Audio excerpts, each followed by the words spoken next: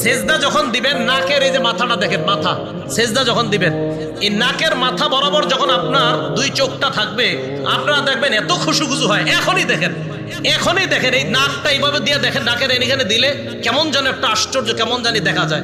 এই যে নাকে তাকান, কেমন জানি মনে হচ্ছে, মনে হয় আপনি দুনিয়াতে নাই, অন্য কোথাও চলে যাবেন। নাকে তাকান আপনি, তাহলে সেজদায় গিয়ে আপনার নাকের জায়গাটা নজরটা থাকবে।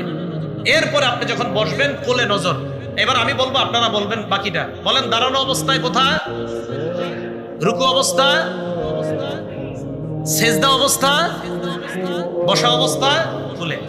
নামাজে যেই জায়গায় নজরগুলা থাকা দরকার, এই হলো 4টা নজরের কথা বললাম। বলেন দাঁড়ানো অবস্থায় সেজদার স্থানে, রুকু অবস্থায় ওই মাঝখানে, এরপরে সেজদা অবস্থায় নাকের, বসা অবস্থায় কোলে, 5 নাম্বার নজর।